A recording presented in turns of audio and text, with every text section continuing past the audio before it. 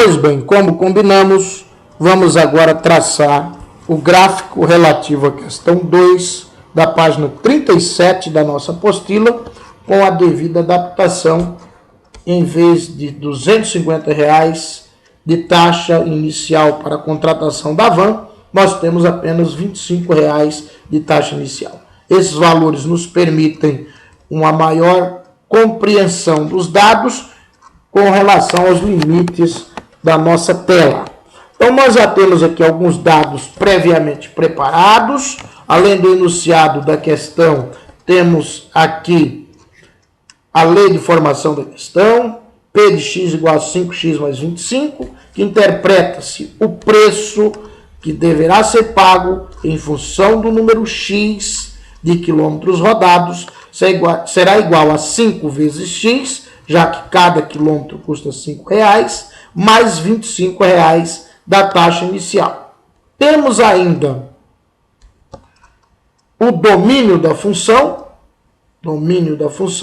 que é todo x maior que zero. E por que maior que zero?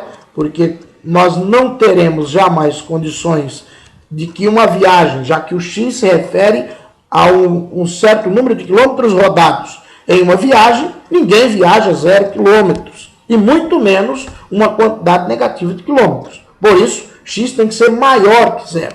E o contradomínio da função, que de toda forma será maior que 25, já que 25 é apenas a taxa inicial a ser paga.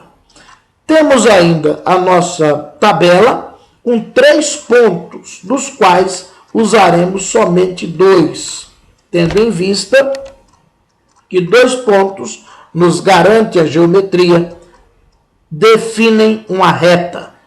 E sabemos também que o gráfico de uma função do primeiro grau é uma reta.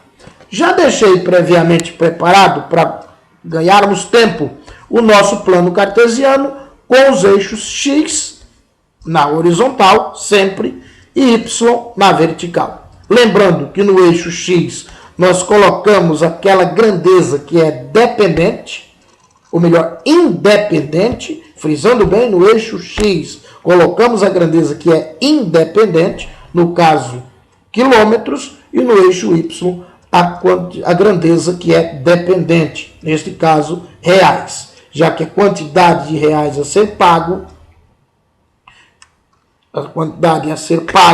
dependerá necessariamente da quantidade de quilômetros rodados. Feito isso, estamos para finalizar o nosso gráfico. Nós temos apenas que relacionar os pontos da nossa tabela com o gráfico. Vamos pegar os 2 primeiros pontos. Então, temos 2 e 35, que vai ficar aqui entre o 30 e o 40, na linha do 2, portanto, mais ou menos neste ponto. Deixa eu marcar o ponto aqui, 2,35, ele vai ficar aqui.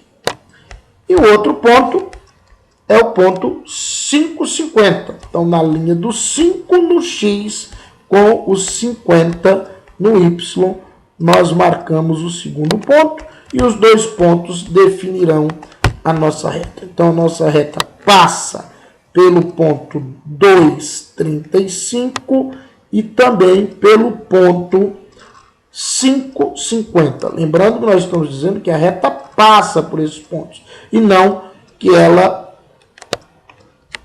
esteja nesse limite, ela passa por esses pontos. Então, ela tanto pode se estender para além do ponto 5,50, quanto aquém do ponto 2,35, desde que ela não venha para a parte negativa. Essa área aqui nós não podemos colocá-la, e já sabemos o motivo.